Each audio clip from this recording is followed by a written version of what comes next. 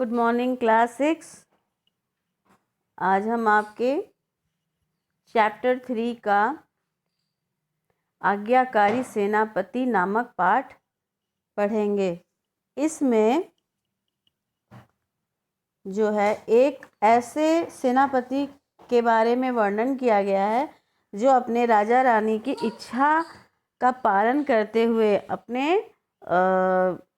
Anti यानी दुश्मन के कब्जे में चला जाता है। लेकिन जब उस दुश्मन राजा को पता चलता है कि यह जो है प्राणी अपने राजा रानी की इच्छा का पालन करते हुए मेरे हिरासत में आ गया है, मेरे कब्जे में आ गया है, तो वह खुश होकर के उसको जो है छोड़ देता है और ढेर सारा वो भी देता है, इनाम भी देता है। तो चलिए आगे बढ़ते हैं।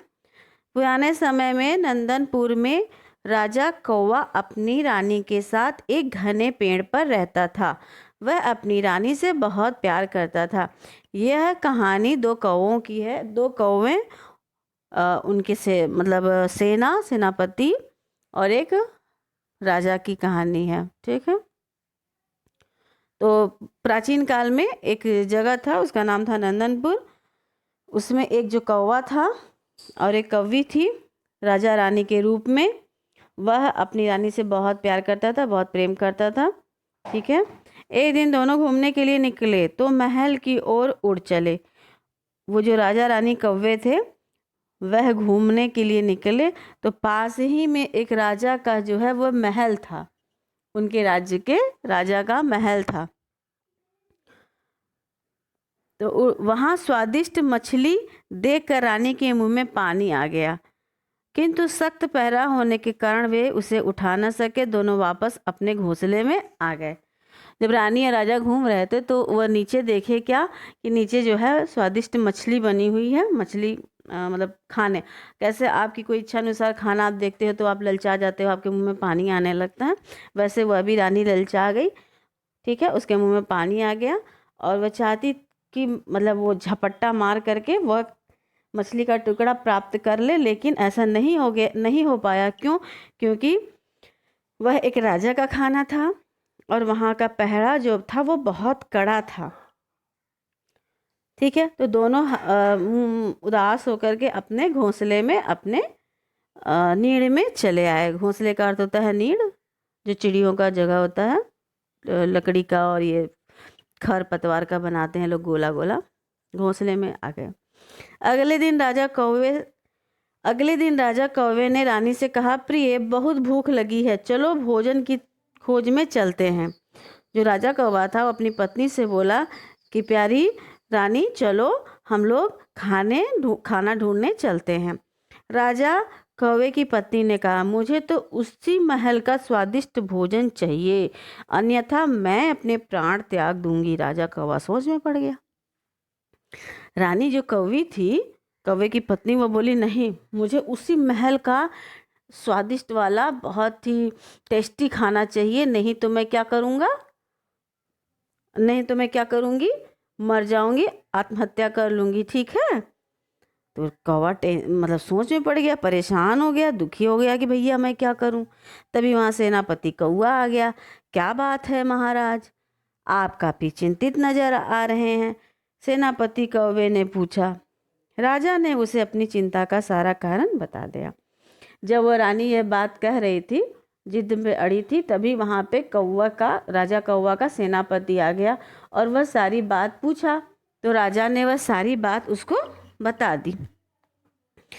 कौवे का जो है सेनापति था, राजा कौवे का 3 किरदार, रानी कौवा, राजा कौवा और सेनापति कौवा था। सेनापति ने कहा, महाराज आप चिंता ना करें, मैं रानी को मनपसंद भोजन ला दूंगा। 8 होशियार कौवों को लेकर सेनापति कौवा महल में रसोई की छत पर जा बैठा। ठीक है। जो सेनापति कौवा था वह अपने राजा को कहा कि आप फिक्र ना करें, आप परेशान ना होएं, मैं रानी की इच्छा अनुसार ही भोजन उनको लाके दूंगा, महारानी का भोजन। और वह अपने 8 यानी कि 8 बहुत समझदार जो कौवे थे, 8 होशियार यानी समझदार कौवों को लेकर, अपनी सेना को लेकर, 8 समझदार कौवों को लेकर वह सेनापति कौवा कहाँ गया? महल के जहाँ पे खाना बनती है ना, उस जगह को रसोई बोलते हैं। तो उस रसोई वाले महल के छत पर जाकर बैठ गया। जो कोना रसोई का था जहाँ खाना बनता था, वहाँ के छत पर जाकर के वह चुप्पे से बैठ गया और उसने निर्देश दिया, मतलब उन कौवों को समझाया और कहा, अपने सेनापति कौवा अपने अन्य कौवों को समझाया और कहा, ध्यान से सुनो, जब राजा का खाना जा रहा होगा तो मैं ऐसी चेष्टा करूंगा जिससे रसोइये के हाथ से थाल गिर जाए। तुम में से चार चार अपनी अपनी चोंच में चावल भर लेना और 4 अन्य मछलियाँ। फिर रानी के पास उड़ जाना। वह रसोइया जैसे ही आंगन में आएगा तब मैं उस पर झपट्टा मारूंगा। सेनापति कौआ बोला, ध्यान से समझदारी से काम लो तुम लोग। जब वह रसोइया राजा जी का खाने का थाल लेकर आएगा तो मैं उस पर झपट्टा मारूंगा जिससे थाली गिर जाएगी। जो 4 कौआ होगा वह चावल इकट्ठा कर लेना और जो कौवे होंगे वह मछली अपने चोंच में इकट्ठा कर लेंगे और रानी के पास लेकर चलेंगे। ठीक है। और सेनापति कौआ झपट्टा मारने का प्रमुख काम करेगा। कुछ देर बाद जैसे ही रसोइया खाना लेकर आंगन में पहुंचा, सेनापति कौवे ने अपनी चोंच से रसोइये के सिर पर वार किया। किसी के पेपर आप चोट लगाओगे तो उसके हाथ में जो भी चीज़ होगा वह तो गिर जाएगा। तो वैसे ही सेनापति जो है उसके सिर पे, रसोइये के सिर पे जब चोट लगाया, उसको डराने की कोशिश किया, तो उसके हाथ में जो थाली था खाने का, स्वादिष्ट भोजन का जो है थाली था, वह गिर गया उसके हाथ से। ठीक है। और क्या कहते हैं, थाल गिरते ही 8 कौवे अपनी अपनी चोंच भरकर उड़ गए। जब उसका थाली गिरा तो जैसा सेनापति ने कहा था कि 4 चावल भरेंगे और 4 मछलियां अपने चोंच में भरेंगे, वैसा वे कौवे कर करके उड़ गए। उधर सिपाहियों ने सेनापति कौवे को पकड़ लिया, लेकिन इसी दौरान सेनापति जो कौवा था वह पकड़ा गया। उसको जो है वह सोचने लगा, कोई बात नहीं, मेरा चाहे जो कुछ भी हो, मगर रानी की इच्छा पूरी हो गई। फिर उसे राजा के पास ले जाया गया। जो सेनापति कौवा था वह उस दौरान सैनिकों के कब्जे में आ गया और उसे पकड़ लिया गया। उसे इसी बात का संतोष हुआ कि उसके क्रियानुसार, काम के अनुसार रानी को उसका इच्छित भोजन मिल गया और अब मेरा जो भी होगा देखा जाएगा, मुझे कोई चिंता नहीं है, ये सोचने लगा। उसे राजा के पास उसके सैनिक ले गए।